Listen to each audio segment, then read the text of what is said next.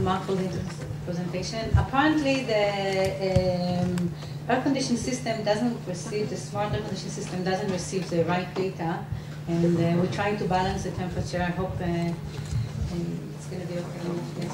So our next speaker is Professor Saharon Rosset, who is an associate professor at the Department of Statistics and Operation Research at Tel-Aviv University. His research interests are in computational biology and statistical genetics, data mining, and statistical learning. Prior to his internship in Tel-Aviv University, he received his PhD from Stanford University, and then spent some time as a research staff member at IBM Research in New York.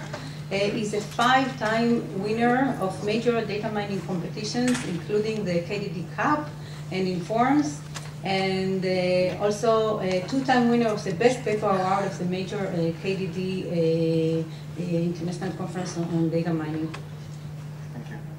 Thank you. Okay, so actually this is related to our paper that won Best Paper in 2011 at KDD, and it's also a tribute, one more tribute to the value that negative science can have actually in maybe promoting science in some cases. And the motto of my talk is this wonderful saying by Niels Bohr: prediction is very difficult, especially about the future. So we're going to demonstrate that today. Okay, so what is leakage? Oh, I just want to mention the main contributor is actually my student Shachar Kaufman, and this is in collaboration with Claudia Perlich from Media 6 degree in New York. Okay, so what is leakage? So the notion of leakage is the notion that we might have information about the data mining target, about the modeling target. I start by talking about it abstractly, which should not legitimately be available for mining or for modeling, but is being made available for our modeling effort.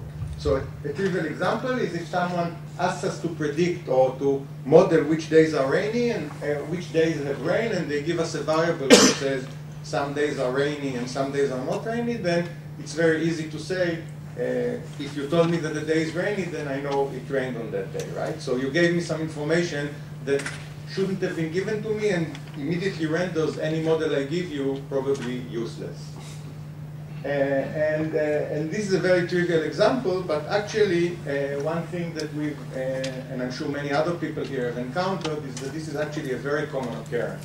Whenever data are being prepared for modeling, so whenever data are being extracted from some other source and being prepared for modeling, it often occurs that illegitimate information gets embedded into the data. And the primary examples of that are, first of all, data modeling competitions, and I'm going to demonstrate that shortly. And also when we do proof of concept, sort of the proof of concept mode of doing real-life projects, say in industry, where we go into our databases and we retrospectively collect some data and try to see how well the models can do, is where we are in grave danger of facing leakage. So let's look at a couple of examples. The first one is actually a data mining competition, KDD Cup 2008, where the goal was we were given mammograms, sort of images of mammograms, and the goal was to determine whether it's a malignant or benign example, the features of the mammogram. And then on new data, sort of apply our model without the label and predict successfully whether or not, this patient has malignancies, just looking at the mammogram. Here's a view of the information we were given for modeling. And what we see here is on the x-axis is the patient ID. Okay, so the patient ID range was between 4,000 and 4 million.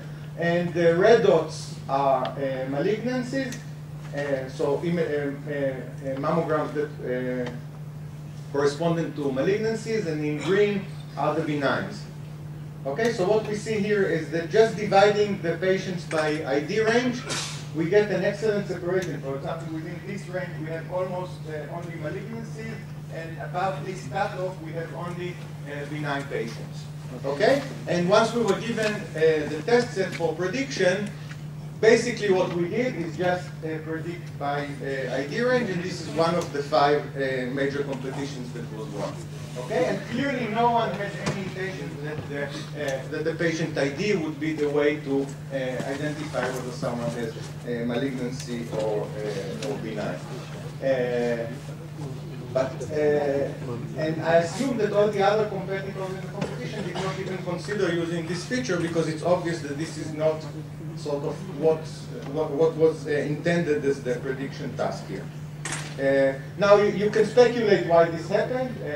A likely speculation, we were never able to get a concrete answer, but a likely speculation is they picked the examples for the competition from a variety of sources, say from a treatment center versus a screening center and so on. And so the ID ranges would still correspond to the source of the different sources of data, and they maintain the different distribution that characterize the different sources of data. So that's an example from one competition. Here's an example from another competition, the Informs data mining competition in 2010. This is one that we did not participate in, but it had very nice and simple leakage. So the goal was to predict 1 hour in advance the stock prices. And you were given a bunch of data up to a specific point in time, and then you had to predict what would be the price in 1 hour. The problem was that actually the test set corresponded to much more than an hour. Okay, so when they gave you, you had to predict what happened at 2 p.m. in one stock. You actually already knew what happened at 2 p.m. in other stocks. And it's well known that sort of the best predictive information I could get about one stock is the future of another stock. That's almost perfectly correlated with what happened to my stock. So the way they constructed the test set actually exposed information into the future that was not supposed to be available for prediction, and we'll see the results of that later in our talk. And just to illustrate that this is not limited to data mining competitions, here's an example from my own experience working with IBM, with people from IBM. We had a very nice and ambitious and interesting project, which is to infer which companies are likely to buy our products, and we wanted to do that based on the website content. So the website of the company exposes a lot of information about what this company does, and we wanted to sort of automatically extract information from the website and identify good potential customers. So what we did, this was a project with Prem Melville and Rick Lawrence from IBM. We crawled websites of positives, so we defined positives as companies who recently bought an IBM product, in this case IBM WebSphere, and negatives as companies similar in some sense that have not bought this. We collected the textual information and we tried to identify what words would be most indicative of a likely good client. The way we did this, can anyone guess what the most informative word was? Or the most predictive word? IBM, even better, the most predictive word was IBM. So, companies who bought WebSphere had WebSphere on their website. And so what can you do? I'm going to talk about sort of correct fixing leakage. So our method to fix leakage was to remove the word WebSphere and keep on going. Did we actually correct the leakage? I'm sure we didn't, right? Because the website has changed following the acquisition of WebSphere. And anything that happened to the website following the acquisition or the buying WebSphere is not really part of our legitimate modeling task. All we did was just plug this most obvious hole. But really we need a more fundamental fix if we want to avoid leakage. Okay, so really this is about time separation, which I'm going to be talking about. And so I've given anecdotal examples. Just to make it a little less anecdotal, by doing a survey of major data mining competitions, well over 50% of the competition had significant leakage that actually played a meaningful role in determining the outcome of the competition. In the sense that when you explain how you won the competition, the organizers clearly did not intend the model to use the information that it was exposed to and used.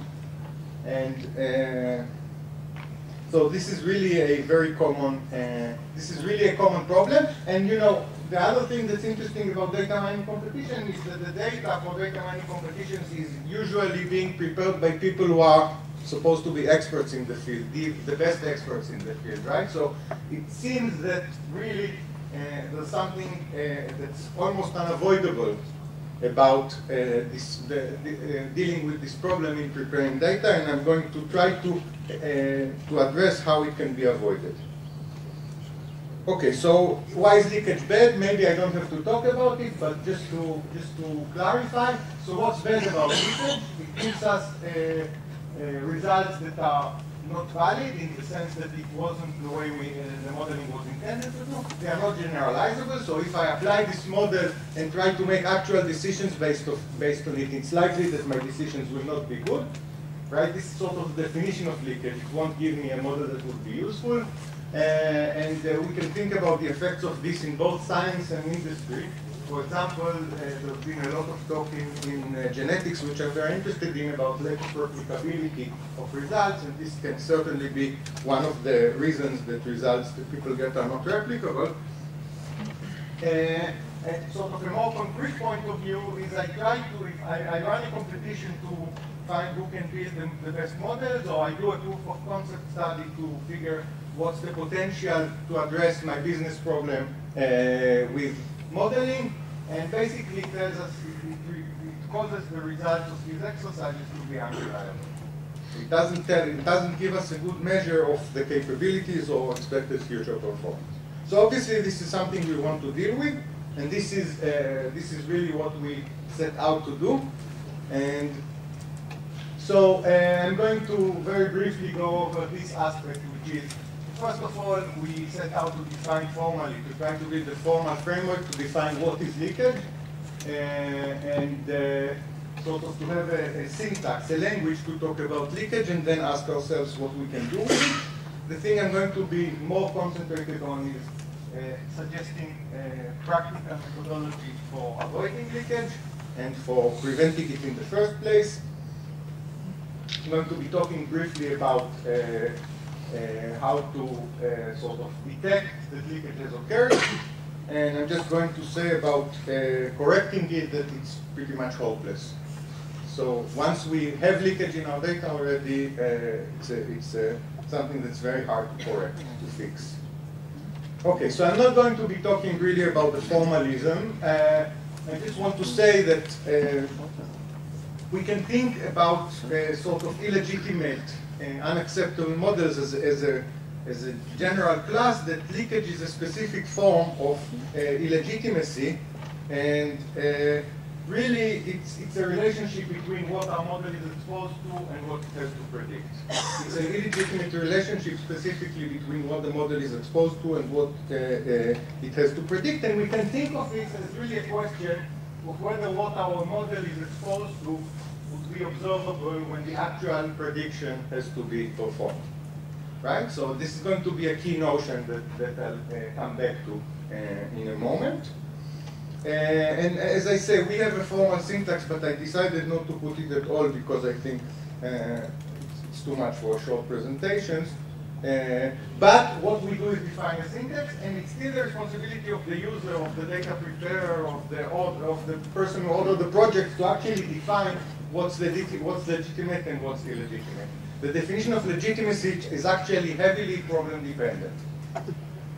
Okay, so let's be more concrete and talk about avoidance, and really it's our main constructive and clear result. It's sort of offering a toolkit for avoiding leakage, specifically in predictive modeling. So predictive modeling is I'm given data with a response to learn from, and then I have to predict the response on new data and do well in prediction.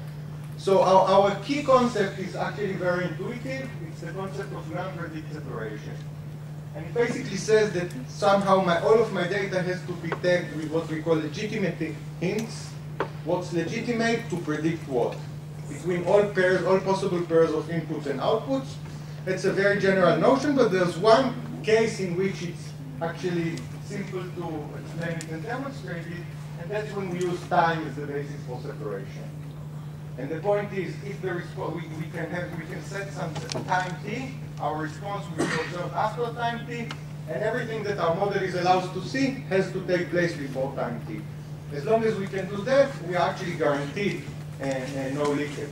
As long as time is the appropriate axis on which to separate, on which to define legitimacy. So we actually, in that case, we would require all our data to be timestamped, and everything we are allowed to see, both for modeling, everything our model building stages, including the responses and everything, has to happen before time t, and everything we are given to predict with has to happen before time t. Right? In that case, that actually solves all of the illustrative examples that I gave you. It doesn't solve all the leakage examples that occurred in competitions, but it solves these simple examples, this simple idea of time separation. So it's all about predicting about the future, right? And predicting about the future has this very simple structure where everything we're given for training, both the features and the responses, and everything our model is allowed to see for evaluation or deployment has to happen before some time t, and the evaluation or deployment targets have to take place after time t. As long as we are able to make this perfect separation in our data, we are guaranteed to avoid leakage. So that actually, that was my point about avoidance methodology.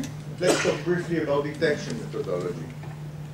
So really it boils down to pointing which observations fail to pass the legitimacy condition when I look at my data, right? And really that's an abstract notion. It's often very difficult to do, so we can think about the obvious things to do. We have to think about whether our performance is too good to be true, do fit testing, and if our performance is too good to be true, it's probably not true. We have to do exploratory data analysis on our data to see whether our data makes sense. And so early field testing, this is really the one that says if it's too good to be true, it's probably not true. And let's just look at a couple of obvious examples. So the example I gave you with the breast cancer, with the mammography, obviously exploratory data analysis would expose. Exploratory data analysis by the data preparers or by the data modelers, right, would expose this. So we would examine data through basic, simple statistical analysis and look for things that don't make sense. And the important thing is we have to do this without assumption about what we expect to see and what we don't expect to see, to give us a chance to see things that are surprising or unexpected, and then critically evaluate whether these are real patterns or whether they're probably leakage. And this would have immediately jumped at us doing exploratory data analysis and would have allowed us to detect that we have leakage, not necessarily fix it. Okay, so we understand that this would be exposed by exploratory data analysis. Here are the results of the Informs 2010 stock prediction competition, and we see area under the ROC curve by the winners was about 0.99. So that means they basically perfectly predicted the future performance of the stock 1 hour in advance. And if we are critically thinking about this, we know that this is actually impossible in the stock exchange, right? Because everybody would be billionaires if it was possible. So I don't have to explain why it's not possible. So this would immediately, looking critically at this, would immediately expose that something is wrong with this competition. The last point I want to make is about fixing. And this is very important because organizers of other competitions, and in 09 actually Claudia and I organized the competition, and we also suffered leakage. And this was done by extracting the data and then starting to think about what kind of leaks can occur in our data and starting to fix them. And you invariably end up with data that has more subtle and more difficult to detect leaks, but still illegitimate models. Okay, so we don't know how to fix leakage. There might be interesting methodologies out there, but it's actually a very difficult task. And our recommendation is not to fix leakage, but to prevent leakage, and do it by, and the key to that is thinking about the way the data were collected and the way the data were recorded, even before we extract them for modeling. Okay, so I hope I convinced you that it's a common and serious problem in both in competitions and in our real-life projects. And really the key, sort of the key messages that I want to make is that it's important for the user, the modeler, the organizer, whoever it is, to articulate legitimacy conditions for the modeling task. In particular, time separation is a good and usually a useful and often sufficient legitimacy condition. And really the problem is not fully defined if we don't define what are the legitimacy conditions for the problem. And we have to worry about the way the data were collected and organized and maintain legitimacy hints, which in the most common case it's just time tags for every piece of information that's collected in our data sets, in our database. And then we have to use this to make this, to apply this notion of a learn predict separation. And the easiest recipe is this prediction about the future recipe. And then retrospectively, we can and should test for leaks. But understand that trying to plug the leaks is often not constructive. Okay, thank you. We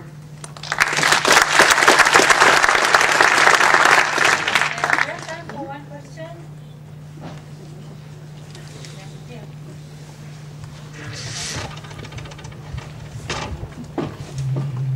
Is it possible to use sometimes a kind of randomization, like with medical example, with the ID of the patient, to do some kind of randomization to eliminate the reminiscence of leakage? So I think the key is you have to know what to randomize.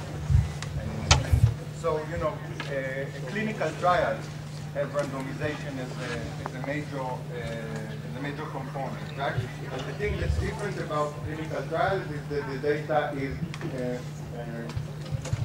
prospectively collected, right? It's not retrospective. So you can prospectively randomize data very well. I'm not sure we know how to retrospectively randomize information once it's collected, because I mean you would be left with nothing useful if you would randomize information. So, right, so the question of whether the ID is a legitimate and useful feature or not is not a question that can be answered by randomization. That's a legitimacy question. And we all understand that the ID shouldn't be a legitimate feature, but there's nothing actually in the agnostic view that the data mining tool would have of the data. There's nothing that differentiates this illegitimate feature from a legitimate feature. Now, in some other data set, there might be a feature that offers the patients and is actually extremely useful for prediction. It's possible. There's nothing to say that it's impossible. So I think it's really a question about legitimacy, and there's no way around making the responsibility of the user or the person who knows the data and prepares it for modeling. Okay. Thank you very much. You can enjoy the coffee outside. We'll start our next session at 11:40 to try to keep up with our schedule. Thank you very much.